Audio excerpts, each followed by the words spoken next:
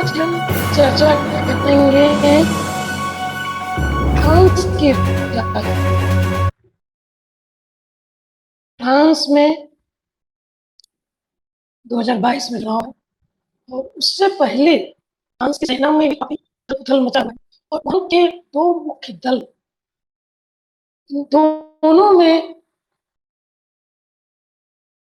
काफी उथल तो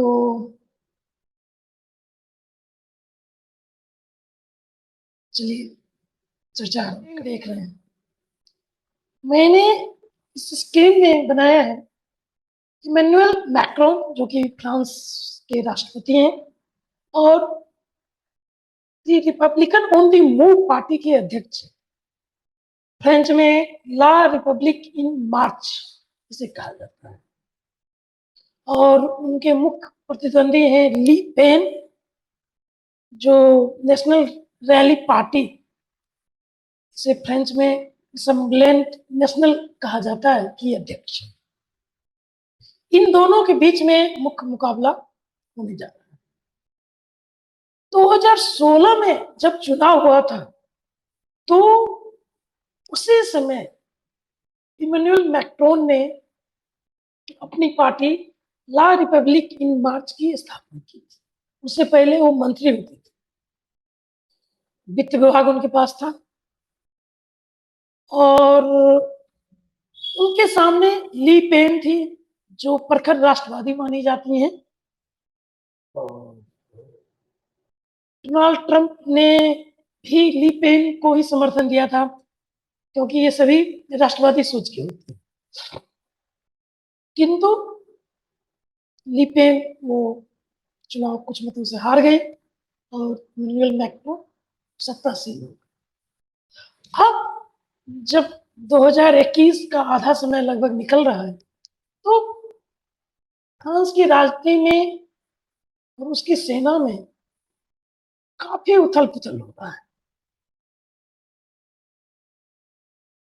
जिस समय मैक्रोन ने अपनी पार्टी की स्थापना की थी उस समय वो लिबरल सोच अर्थात वामपंथी सोच के साथ उन्होंने उसकी स्थापना, और जब वो चुनाव जीते तो भारत में काफी वामपंथी खुश हुए कि एक वामपंथी चुनाव जीता और ली पेन हार गई। तो उनको लगा कि चलो एक राइट विंग तो हारा राष्ट्रवादी सोच वाला,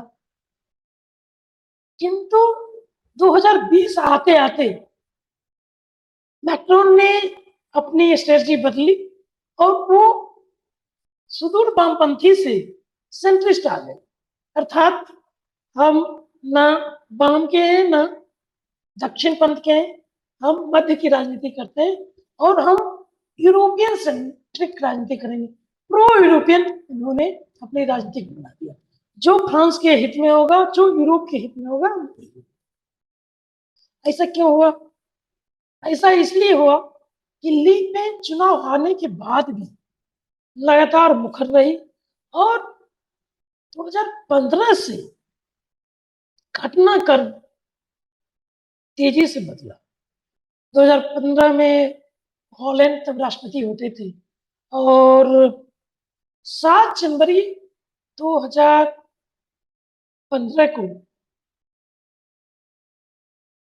चार्ली हेब्दो जो वहां की मैगजीन है, सटायर मैगजीन, बैन करती है, वो कार्टून बना के बैन करती है। जैसे भारत में आपके लक्ष्मण क्या करते थे, वो उस समय के 1960 से लेके बाद वाले जितने भी आप अखबार पढ़ेंगे उसमें फ्रंट पेज पे आपके उनके बैंक होते थे कार्टून ऑफ द डे के नाम से। तो बहुत सारे कार्टूनिस्ट भारत में भी हुए, तो वो बैंक करती है, उनकी पूरी मैगजीन बैंक करती है चार्ली।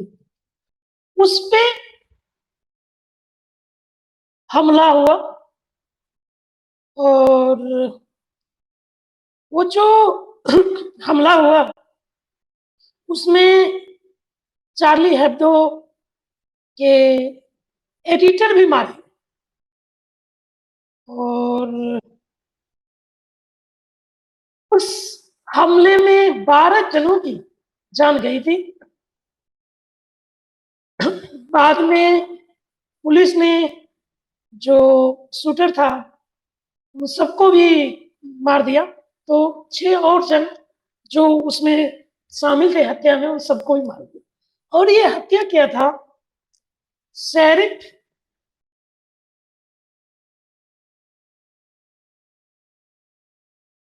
और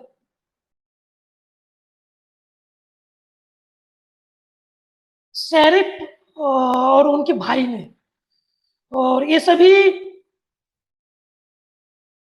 अल्जीरिया से आए हुए थे। शेरिफ और उनका भाई सईद, इन दोनों ने प्लान किया और इन दोनों ने हत्या किया, और इसमें कई लोग शामिल थे।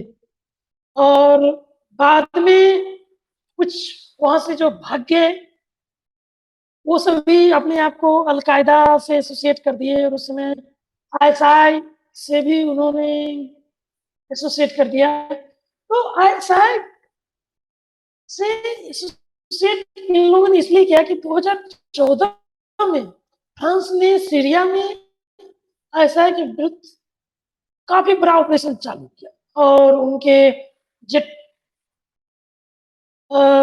बम्बार्डिंग प्लेन्स सीरिया से बम्बारी करी थी, और उन्होंने पूरी हवाई सेना को सीरिया में उतार दिया। जब ये चार्ली हेब्दो के कार्यालय पे हमला हुआ और 12 जन की मृत्यु हुई और 6 शूटर भी मारे गए, उसके बाद वहां के तत्कालीन राष्ट्रपति ने इस घटना के बाद सिक्योरिटी काफी टाइट कर, और हाई स्पीड ट्रेन, वहाँ की मेट्रो ट्रेनों में भी सुरक्षा बढ़ा दी गई। किंतु आप जब कभी भी पेरिस जाएं या फ्रांस के किसी दूसरे शहर में जाएं, मैं फ्रांस में रहा हूँ, वहाँ उनके मेट्रो में चढ़े तो वहाँ हमेशा अनाउंस किया जाता है, जैसे अब दिल्ली मेट्रो में अनाउंस होती है, उसी तरह पॉकेट मारों से सावधान रहे। ये पॉकेट मार कौन होते हैं? ये सभी अफ्रीकन होते हैं, और जो फ्रांस के अलग अलग शहरों के बीच घेटो बना के रहते हैं। अधिकतर ये मुस्लिम समुदाय से बिलोंग करते हैं, और यही लोग ही चोरी पॉकेटमारी का सारा करते हैं। तो वहाँ आपको सुरक्षा का खासा ध्यान रखना पड़ता है पेरिस के मेट्रो में। उसके बाद फिर भी घटनाएं रुकी नहीं। अब अगली जो घटना हो रही है वो क्या हुई कि अयूब इल खजानी ने, जो एसआई से संबंध था, उसने वहां की पेरिस जाने वाली हाई स्पीड ट्रेन, वहां की जितनी हाई स्पीड ट्रेन है यूरोप में 300 किलोमीटर प्रति घंटे की रफ्तार से चलती है, और एक देश की राजधानी से दूसरे देश की राजधानी आप काफी इजिली जा सकते हैं। मैं कई बार ट्रेवल किया हूँ, फ्रैंकफर्ट से पेरिस आप हाई स्पीड ट्रेन से इजिली जा सकते हैं। तो वो उस हाई स्पीड ट्रेन में चढ़ा, और उसने AK-47 पिस्तौल और हंड्रेड्स ऑफ एम्यूनिशन उसमें लेके चढ़ा, और कई लोगों को बंधक बनाया। लेकिन भगवान का सौभाग्य, उन लोगों ने उसे धर दबोचा और बाद में पुलिस के हाथ में। अब इन सभी घटनाओं के बाद लगातार फ्रांस में फ्रांस की सभ्यता और वहां के लोगों की जान माल की सुरक्षा की चिंता सताने लगी, और राष्ट्रवादी सोच काफी तेजी से आगे बढ़ा। आपको बता दूं कि यूरोप में, फ्रांस में यूरोप की लार्जेस्ट मुस्लिम समुदाय रहती है। यूरोप अपने आप को लिबरल दिखाने के लिए, उदारपंथी दिखाने के लिए काफी माइग्रेंट्स को जो अफ्रीका से अरब से आए और उनको वापस, लेकिन ये लोग हर फ्रांस के शहर के बाहर के जो सबर्ब होते हैं उसके इर्द गिर्द गिट्टो बना के रहते हैं, अर्थात उनकी कॉलोनी में ना कोई आ सकता है ना जा सकता है, काफी घनी गिट्टो उनकी रहती है। और ये लोग तरह तरह के आतंकवादी गतिविधियों में, स्मगलिंग में, ड्रग्स में शामिल होते हैं। उसके बाद क्या हुआ, नवंबर 2015 की घटना। अब नवंबर 2015 में 13 नवंबर की बात है, जिहादियों ने जबरदस्त हमला बोल दिया और इसमें 137 जन मारे गए और पेरिस के सबर में भी काफी भीषण ये हमला था। और उस समय जो पेरिस का मुख्य स्टेडियम था, स्टेड डी फ्रांस, वहां भी हमला हुआ। ये पूरा पेरिस उसका सबर उससे हिल गया था। उस हमले में जो मिलिट्री थे, उन मिलिट्री ने काफी आगे बढ़ के सभी टेररिस्ट को गन डाउन किया। किंतु काफी कैजुअलिटी, 137 जन की मौत हुई थी और लगभग 350 से ऊपर लोग घायल हुए थे। उसके बाद जब 2016 में चुनाव हुआ, तो चुनाव में मैक्रोन अपनी न्यू पार्टी बना के आए थे और ली पेन काफी मुखर थी कि जिहादियों और इस्लामिक कट्टरपंथियों को इतनी छूट देने के कारण ऐसी हुई और फ्रांस की कल्चरल व्यवस्था। उसके बाद मैक्रोन चूंकि नए नए चेहरे थे और न्यू पार्टी बनाए थे, तो चुनाव तो जीत गए, क्योंकि वहाँ कुछ लिबरल सोच वालों ने भी उन्हें अच्छी खासी वोट दे दिया। लेकिन फ्रांस की राजनीति में उठापटक होते ही, अब उठापटक ये हुआ 2020 में फ्रांस के एक शिक्षक की एक जिहादी ने हत्या कर, और वो हत्या इतनी निशंस थी, आप सबने सोशल मीडिया पर देखा होगा। उसके बाद मैक्रोन को लगा अब वहां की राजनीति में सर्वाइव करना बहुत मुश्किल है और वो कंप्लीट राइट विंग में शिफ्ट हो गए। उन्होंने कठोर रुख अख्तियार किया, सारे मदरसों को बंद किया और जो विदेशी मौलवी थे उन सबको देश से बाहर निकाला और जितनी अजान होती थी अजान तक पे रोक लगाने लग गई। जितनी मदरसे में शिक्षा दी जाती थी, हार्डकोर शिक्षा जो कट्टरपंथी बनाने की, सबको बैन कर दिया गया। उसके विरुद्ध पूरे विश्व में मुस्लिम समुदाय ने जम के हंगामा मचाया, भारत में भी मचाया। भारत में इवन भोपाल में तो उनके पुतले की सर तक कतल दी गई थी। तो ये सब चीजें हुई और मुंबई में देखिए डोगरी में वो उन उनके पोस्टर को सड़कों पे चिपका के और उस पे जिहादी पैर से कुचलते थे, उनके पोस्टर पे आग लगाते थे, उनके पुतले पे चलाते थे, ये सारी चीजें हुई। किंतु मैक्रोन की मुख्य चिंता थी एक तो अपने देश की संस्कृति को बचाना और दूसरी उनके लिए था ली पेन की बढ़त को कम करना। भारत के वामपंथी सदा देशद्रोही होते हैं, उनके लिए हमेशा चीन महत्वपूर्ण है, या जो जिस देश में वामपंथी सरकार है उनके एप्लीकेशन वहां की होगी। लेकिन मैक्रोन एक वामपंथी सोच के होने के बावजूद भी जैसे उनके देश पे हमला हुआ, उन्होंने पूरी राष्ट्रवादी सोच और अब उन्होंने अपनी पार्टी की आइडियोलॉजी संश्लिष्ट मध्यवर्ती कर दी है। हम वामपंथी तो बिल्कुल ही नहीं जाएंगे, क्योंकि उन्हें पता है कि लिपिन प्रखर राष्ट्रवादी है, तो उससे मुकाबला करने के लिए उन्हें भी चाहिए कि आइडियोलॉजी को फॉलो करना।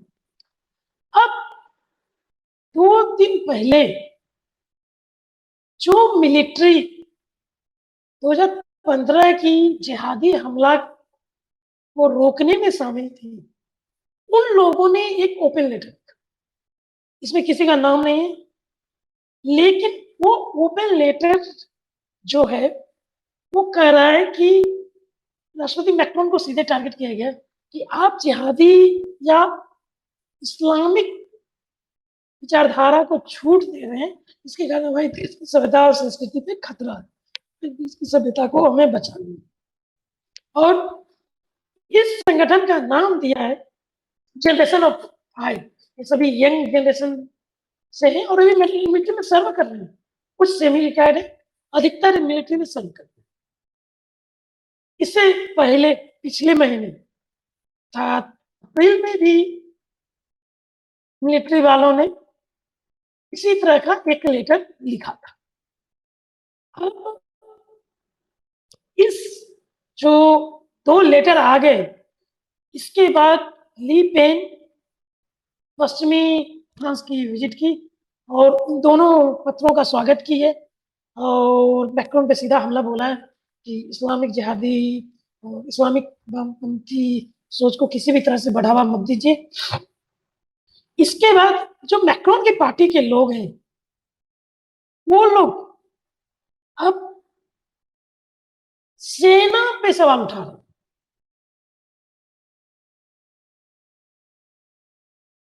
उनको लग रहा है कि इससे सेना डिवाइड होगी और सेना के लोगों को अगर इस तरह से अपनी राजनीतिक एफिलिएशन दिखानी है तो उन्हें सेना से रिटायर हो जाना चाहिए या त्यागपत्र दे देना चाहिए और तब सक्रिय राजनीति में आना चाहिए। किंतु वहां सेना वाले अक्सर इस तरह से करते हैं और वो अपने आप को कहते हैं सिविक सोसाइटी के प्रति भी उनकी दायित्व है, सेना के प्रति है, लेकिन सिविक सोसाइटी। लेकिन मैक्रोन की पार्टी के जो आंतरिक मामलों के मंत्री हैं, गेराल्ड डार्मेन, वो कहते हैं कि इस तरह के एनोनिमस पत्र लिख के आप राजनीति को बढ़ावा दे रहे हैं और सेना में राजनीति को बढ़ावा दे रहे हैं। तो उनके प्रधानमंत्री जीन कास्टेक्स भी कह रहे हैं कि ये सेना में राष्ट्रवादी सोच वाले आ गए और इस कारण इस तरह की पत्र बार बार लिखी जा रही है। ये तो 2 पत्रों की बात होती है। आखिर ऐसा क्यों हो रहा है? ऐसा इसलिए हो रहा है कि अगला 2022 का चुनाव जो है वो अब फिर से भूमिका बन रही है कि राष्ट्रवाद की मुद्दे पे है। जो मैक्रोन और ली पेन में से अधिक राष्ट्रवादी सोच दिखाएंगे और अधिक एक्शन प्लान के साथ आएंगे, जनता उन्हें वोट करेगी।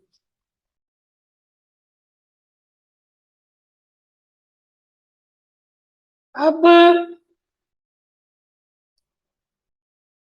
इस पे जो सेना अध्यक्ष हैं उन्होंने भी अपनी प्रतिक्रिया दी। उन्होंने लिखा है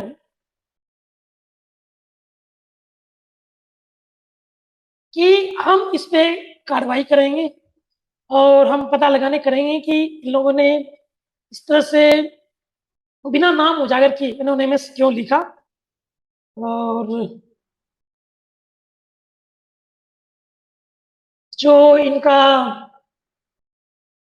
चीफ ऑफ स्टाफ है आर्मी का, फ्रैंकोस ली कोएंट्री, वो कह रहे हैं कि अगर हमें पता चले कि किन लोगों ने लिखा है तो हम उनकी तरफ सख्त कार्रवाई करेंगे, उन्हें सेना से रिटायर नहीं कर सकते या अनुशासन कार्रवाई कर सकते। किंतु इन सबके बीच जो 2022 का चुनाव है उसकी भूमिका ये है कि अगला चुनाव पूरी तरह से राष्ट्रवादी सोच पे होगी और उसमें वामपंथ कहीं नहीं है और इमैनुअल मैक्रोन ली पेन के बीच कड़ा मुकाबला होने जा रहा है और लोगों के बीच एजेंडा और चुनाव प्रचार का एजेंडा भी राष्ट्रवादी होगा। और मैक्रोन राष्ट्रवादी सोच पे कितने आगे बढ़ चुके हैं ये आज की घटना बताता हूँ। आज वहां के स्थानीय निकाय के चुनाव थे, उसमें उनके एक कैंडिडेट ने हिजाब पहन रखा। इनकी पार्टी ने उस कैंडिडेट को तत्काल प्रभाव से बर्खास्त कर दिया। तो ली पेन की बढ़त को कम करने के लिए मैक्रोन किसी भी हद तक जा रहे हैं और ये स्थानीय निकाय का भी वहाँ चुनाव काफी इंटरेस्टिंग हो गया और वामपंथ ऐसा लग रहा है कि फ्रांस से पूरी तरह समाप्त हो गया। इस वीडियो में इतना ही। जय हिंद, जय भारत।